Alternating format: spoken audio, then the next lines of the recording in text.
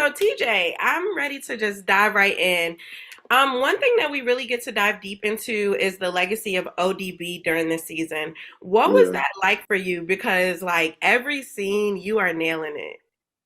Oh, it was like to play ODB is like it's just words can't really sum it up. It's like he's one of those energies that the culture really need to know his story. And I'm glad that I was the channel that the energy came through and it just like it is everything what it looked like. It's fun as hell playing this dude, like is a classic moment in time and it just felt good. Awesome. And for you, Dave, how has becoming Method Man helped you to peel back the layers of your own talent as an artist? Um, that's a good question.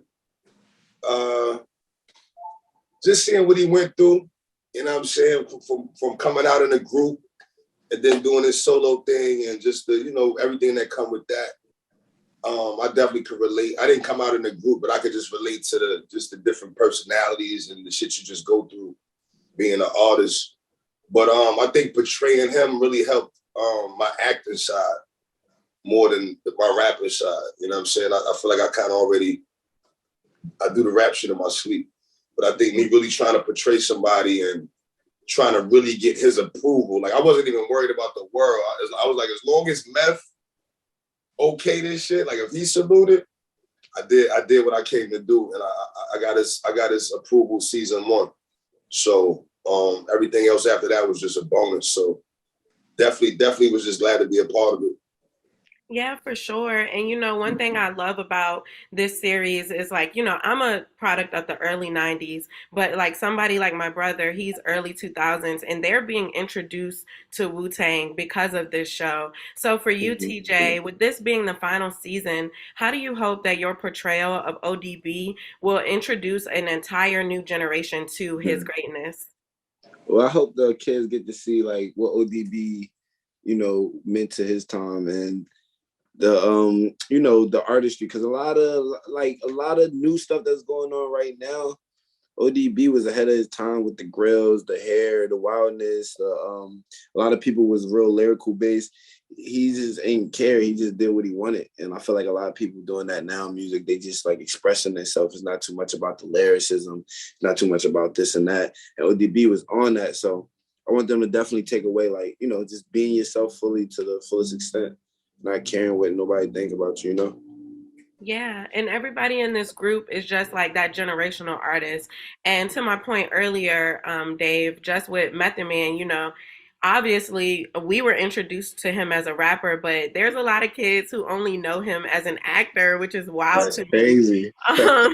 So what has been the biggest thing that you've learned about Method Man, the person, by fulfilling his stepping into his shoes for this role? Solid individual. He don't stop. Very focused. Militant minded. Very intelligent. He stand on his word. If Meth tell you something, he gonna stand on it. You know what I mean? And just seeing him evolve from how high to, you know what I mean, to not being a lawyer on power. Like for me to be able to see that and him just aging gracefully, you know what I'm saying? He looked better than he in shape, shit like that. It just gives me something to look forward to as I grow. You know what I mean? Things that I'm looking at him like I could do that as well as I get older. You know what I mean? Yeah, and then just I have one more question for both of you guys. Wu-Tang came in and changed the rap game forever, but how has being a part of this series changed your lives individually forever? And I can start with you, TJ. It changed my whole life. Like I said, before I was in a group and we thought we was Wu-Tang Clan. So it's like a full circle manifestation thing. So I just tell everybody, keep believing in yourself until your dreams like manifest, you know what I'm saying? So it's changed my whole life. Absolutely. And you, Dave? With me, definitely gets me approached by different people. It definitely, I think, opened up eyes of other people that wasn't in tune with my rapping, or even the people that was in tune with my rapping. And I mean, I think it just put me in another light. So Yeah. I'm extremely, grateful for being a part of it. Yeah, and hats off to y'all. Like I finished episode 8 last night for the Damn. new season. I like couldn't stop. So like congratulations on a successful show. Thank you. My first question is, in what ways has bringing this limited series to life been cathartic for you? Have there been like any moments that you got the chance to relive that you weren't um that necessarily like the first go round you were like head down gunning for the prize? I mean, we're on season 3 now, but I think in season 1, it was really felt a lot of nostalgia when we rebuilt the home that I grew up in, Staten Island, Laurel Avenue. So walking into that set and seeing the wallpaper and the floor and everything that was as memory, that kind of revitalized me to like think in my mind that I'm on this journey again, and maybe it'll be better this time. It was great the first time, but it's not like making something better. Absolutely. And there's a line from episode 8 of this season, which I know you wrote and directed, that reads, "We live forever through the work of our art, which inspires the future generations from the spirit we speak." What kind of an impact do you hope that this series has on the current generation, specifically those who have been introduced to Wu-Tang through this show? Wow, that's a great line you pulled out. Yeah, I always want to be someone who is here inspiring the next generation. I think that art, a picture could paint 1,000 words. So I think when we see something, we could get so much inspiration and influence from it when we hear something.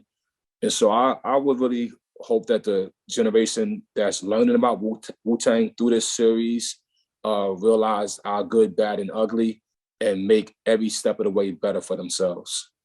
Yeah, and I was just speaking of the newer generation. I was talking to Ashton earlier, and he expressed his gratitude for just being able to be a part of that Wu-Tang legacy. What does it mean to you to like do it yet again, bring amazing talent together, and just have something that has been so well received come out of it? I think that's one of the greatest joys for me as a producer and as a creative artist, is that something that was in my youth, when I was 21, 22 years old and wanting to burst out into the world and show Wu-Tang, we succeeded at it. But yet to see a group of young actors like Ashton, Shameik, and Siddiq, Julian, and everybody, Zoli, all come together and also grow through this Wu-Tang experience, and grow as artists, because I felt that from season 1 to season 3, there was a great trajectory of the artists all growing, but also growing personally and business-wise. The show has been successful, and for actors, some actors on your first TV series, you hope it could continue to a season 1, season 2, season 3, because that helps build your economics and build your strength for the future. So knowing that this show is a potential platform that will launch all these young actors into a great future, it's a blessing, because I've seen it do it for Method Man and Raekwon and Ghost, and now I can see it do it for Siddiq and Zoli, and yeah, John L. Young, all of them, John L. Young, right from Staten Island, another kid from Staten Island who, is out there going through the Staten Island experience, and Wu-Tang saves another family. Absolutely. And then just lastly here, Wu-Tang, I'm a product of 1992. So I love the show because it allows me insight. I grew up listening to y'all with my parents, but I get to dive deep into everything. What what kind of advice would you give to like the current artists now that are like chasing that dream, trying to manifest and make things happen? Well, dream, chase your dream, but always have a goal, right? Something that you could define. And also know that your passion and your determination should be stronger than your thrive for money. Mm-hmm. If you're just thriving for money, then you may sell out in the middle of the path, but if you're having a thrive for a destination and for something great, uh, it's a different role. It's a better role because it's a role of longevity. And I would advise a lot of our young artists to, you know, to try to phantom longevity. When you're young, it's hard to see yourself at 40, right? Right, but try to see yourself at that. Try to see, will you still be able to maintain, sustain your life, your family, and also will you still be able to be an inspiration to somebody's coming underneath you? Don't just live for the moment. Absolutely. Well, thank you, RZA. And like I said, that episode 8, the message just resonated with me so much. So, congratulations. But thank you. So, Shameik, I want to actually start with you. How would you say that the brotherhood that you guys have formed off screen over the past couple of years comes full circle in this final season? Um, yeah, I think we all like had our. I think everybody butt heads in some way, some form, some fashion. I might have been the first dude to butt heads with everybody, and then it just kind of went down.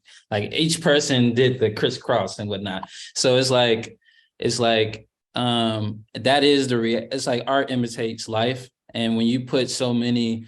First and foremost, RZA has always been great with like his taste, casting from the actual initial group to like films he's doing and now this show and etc.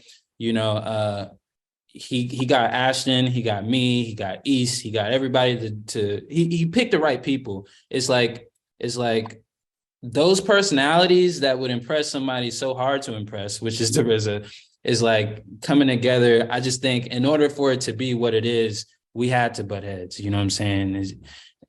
Because those guys in reality are not, they're not pushovers. It is alpha energy. So, and I think it's healthy. Nobody went to set to be in an argument or to butt heads. Everybody went there to eat food, be the best. And, you know, I think the coming togetherness is like, we're here for a purpose, you know, to elevate our own careers. And, you know, we can choose to love each other or choose to argue. And sometimes loving each other is arguing. So, and I think you see that on the show. You see that on the show.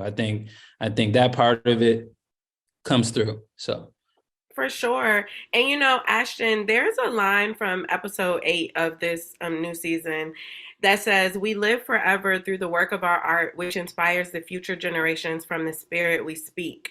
What kind of impact do you hope this series has on the current generation, specifically those who have been introduced to Wu-Tang through the show? Yeah, well, I think it's cool the success that the show has had with this new generation. I think the story of these guys individually and as like the brotherhood is so very much important. And I think yeah, I mean, I think it like showcases a lot of like what can happen through brotherhood, through through community, you know. A lot of the guys in the Wu were so different, yet they all came together and became like one of the greatest groups of all time. You know what I'm saying? And so I think a lot of people get inspired by that. I think a lot of like musicians, producers in our generation watch this show and get really inspired and like and want to eat and have that drive from watching the show. Where on the other side, I feel like the show's success has made Wu-Tang, the actual group, like more relevant again. And so I think on both sides, it's very cool. And then for us to be able to explore the characters, you know, us like being in different generations from these guys is always so interesting because you get to dive deeper and like really realize who you're playing, you know what I'm saying? So yeah. Yeah, for sure. You know, like I've always known about Wu-Tang. I'm born early 90s, but like watching the show, I'm like, whoa, that's where all of this comes full Right, circle. right. And so my last question is for both of y'all. And I just want to know, you know, Wu-Tang changed the trajectory of hip hop forever, but how has being a part of this limited series changed your lives forever? And Shameik, you can take it first. How has it changed my life forever? I don't know what my life would be like if I didn't do this show, but I do know that during the coronavirus, between this and Spider-Verse, I mean, I feel like the man upstairs was looking out. I mean, a lot of people weren't able to work, especially actors. A lot of shows were shut down until further notice. Movies got stopped, including stuff like Batman and stuff, like huge, huge projects. So I think it was an honor. And I think maybe my life would be different if that didn't happen. For me, playing this role was it's like another check off of like the versatility box, It's like dope, get down, Spider-Verse, let it snow, Wu-Tang. It's like a deeper bad boy, further away from like who I am. And like, yeah, like I did it, wrap it up. And that's pretty much like, it affected my life. I'm gonna end it with this. I'm sorry. You know what? I think that there's people in reality that really do live the life that the chef lived, the character I'm portraying, or all of us, but like, it's really cooking, selling on the block, uh, don't got a home, got to figure it out, like, et cetera, got shot. And I feel like those men that I just meet out and about in reality, I feel like everything is like impacted me. So the fact that they can relate to me and then some little kid can relate, like, oh, it's like me being a vessel that's used for that is like, it's very, I don't take it lightly. I think the answer to that question is to come, really, like it really truly is what I do next. So yeah, that's, I'll let my brother here take the mic. Oh man, you were saying some real shit. You got me thinking over here now. I think that legacy is important, right? And so I think that it's cool that we have been chosen to be a part of, we're now a part of Wu-Tang's legacy, like forever, bro. And when you think about that shit, it's deep as hell, like it's like kind of like bigger than us. And so it's like such a blessing to have been a part.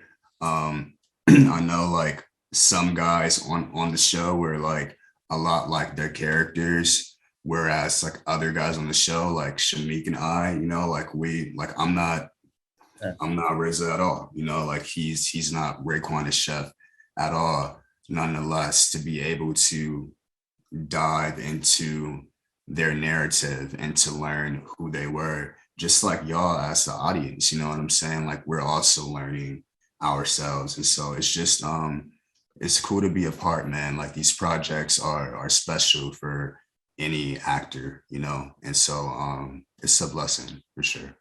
Absolutely. And y'all killed it. Thank you so much for your time today. Thank you. Thank you. The brotherhood between Ghost and Chef continues to unfold this season, leading to an amazing synergy when it comes to making music together. Why would you say that this storyline in particular is super important for viewers to see? I think it's important to see because of where we started at the beginning of of the series, I should say. To see two people put their differences aside and then, really work towards a greater goal and then end up kind of relinking and becoming this dynamic duo, I think is really dope. And it can be inspiring for a lot of people coming from, where they come from. You know what I'm saying? Like you can put some of that beef aside. You can, you might be able to create something with the person that you don't like, or that, once did you wrong. And I think that just shows the strength within brotherhood and within manhood and being a man and being able to, kind of reprioritize your life as different things come up and new opportunities arise. So. I love that. And one thing that has been super cool with me just as a fan of the show is I'm a product of 1992. So like I grew up listening to Wu-Tang and Ghost with my dad, but like I get to peel back so much layers of them. And so I really want to know, in this season specifically, we're learning more just about Ghostface Killer as a solo artist. So, how do you hope your portrayal of him this season will introduce an entire new generation to his greatness? I mean, I hope that just people can continue to see who he is, you know, his essence as a person. I think that it is in this season specifically because we are, you know, talking about season 3, but I think just being able to see the trajectory from season 1 and what he was doing in order to make money, in order to support himself and his mom and his 2 brothers, to now, you know, still having to support that family, but also his new family with supporting Cherie and supporting, you know, Infinite. And I think that it's just, I hope that people feel the energy that I bring to the character, and in telling the story, that people can really see how much of a legend this man is, but beyond being a legend, how much of a human he is. I think it's very important to see people as human beings. You know, they can be these big icons, but they're not an idea, they're a person, you know. And I think that there's a lot of things that make Ghost honorable and loyal and strong and unique and powerful, and I just really wanted to highlight all those things in my journey through playing him. So yeah. Yeah, and you've done an amazing job. And so, just my last question for you is centered around like it's so much great cinematography this season, and I don't want to give too much away because like I got to watch up to episode 8. Oh, you um, all about that. yeah, and I just love the references to like some of the hit '90s films and stuff. So, what was like your favorite, most memorable scene to shoot from this season in particular? It's a lot. A lot. It's a lot because you've seen till 8, so I know, you know, what you're insinuating. But I'll say episode 6. I'm excited for fans to check out episode 6 because they see, you know, Ray and Ghost. They see, you know, Cuban links. They see, you know, we got some Belly sprinkled in there. We got some of the very just classic, like you said, 90s iconic Black cinema, that has really set the tone for cinema in general, not just for Black cinema, but cinema in general. We've pulled a lot of inspiration from that, and then also kind of remixed it and created a version of it that is unique to Wu-Tang and American Saga. So that, I would say, in that scene, in that episode, walking into the club, the scene where we walking into the club, that's just very iconic. And then I will also say, which you haven't seen, but the finale, we do a performance that I think is epic, just because it's just an amalgamation of all of the tensions and the fighting and the overcoming, and just it kind of just blossoms into this success, this very like huge moment where you see us shine. So that's what I'm excited about. Absolutely. Well, thanks so much, Siddiq. And I can't wait to continue to support your work moving forward. Great job. I appreciate that.